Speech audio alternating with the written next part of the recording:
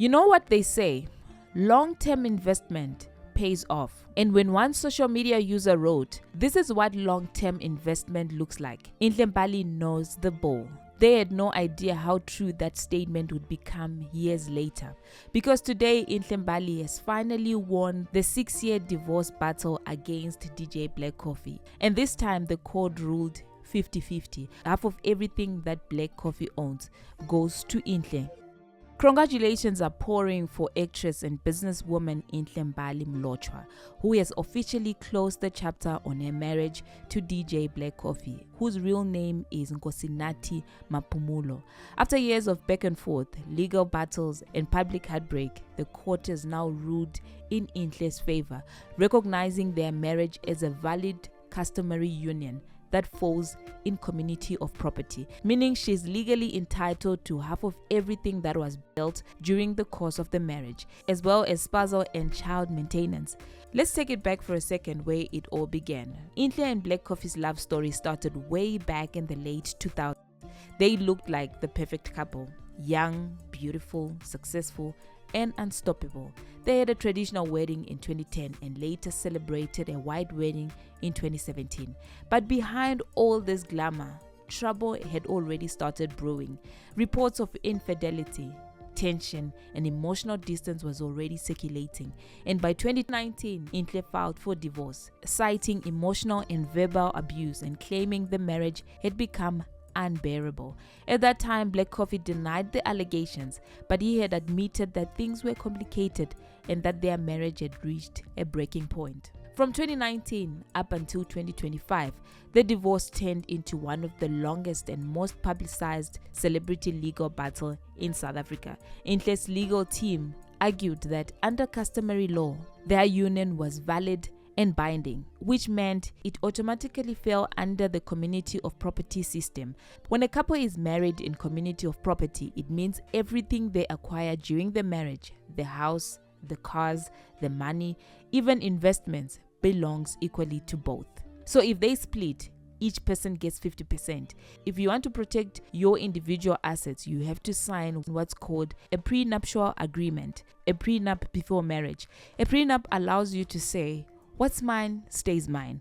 But in Enhle and Black Coffee's case, there was no prenup, and the court confirmed their customary marriage was valid. That automatically meant community of property applies. But here is where things really got interesting, right? One of the biggest turning point in the whole divorce was that prenup, or rather, whether it was even valid. See, according to the reports, Enhle argued that she was already married under customary law.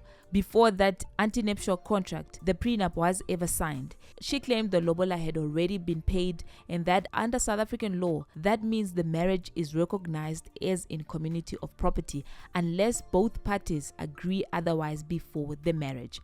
Her side told the court that she was asked to sign the prenup after the lobola had been concluded, meaning it was already too late.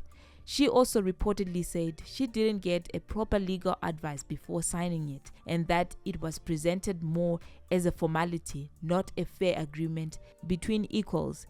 Black Coffee, on the other hand, disputed that version.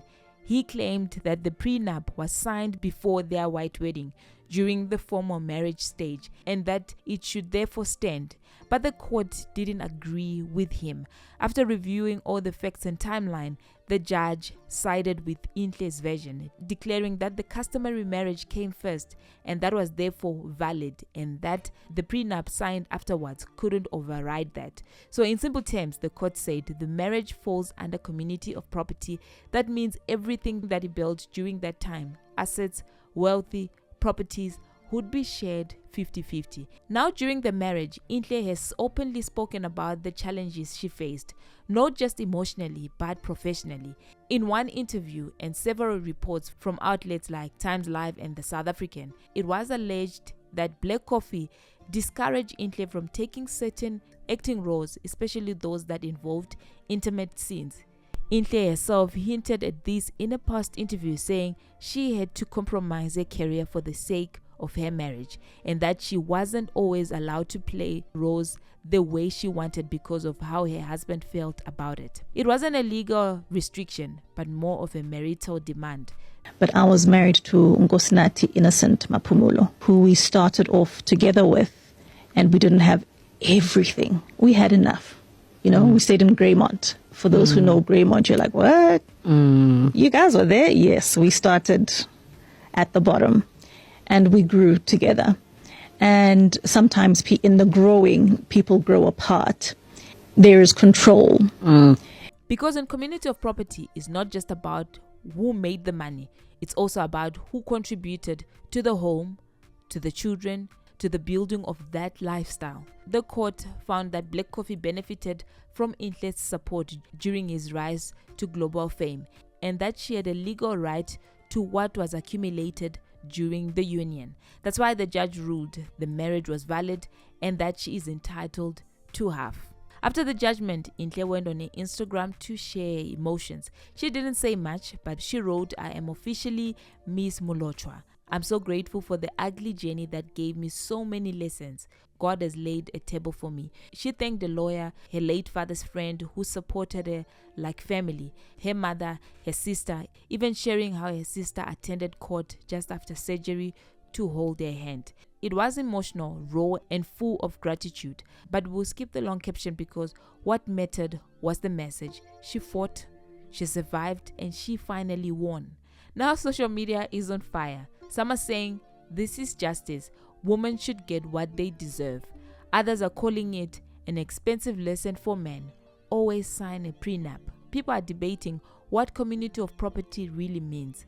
Some men are shocked, saying, so even if I bought my own house, she gets half. And the answer is yes. If you were married in community of property, everything you build together is shared equally. Now this is the big question. Did Black Coffee lose, or did Enhle Mbali just get what she deserved? Honestly, I don't think Black Coffee took an L. The man is still working, still performing worldwide, still one of the biggest DJ in the game. But what he did lose was a legal fight that symbolized a much bigger issue: women's rights and recognition in marriage.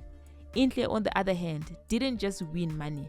She won a freedom, her dignity, and her equality under the law. This case sends a message: no matter how big or powerful your partner is, marriage is a legal contract, and once you enter it without a prenup, you are bound by the same laws. At the end of the day, both Enhle and Black Coffee walked away with lessons. For Enhle is the power of standing up for yourself even when the world calls you dramatic. For Black Coffee, it's a reminder that marriage is not just emotional, it's also legal, and choices have consequences. And for all of us watching, it's a wake-up call. Love is beautiful, but the law is serious.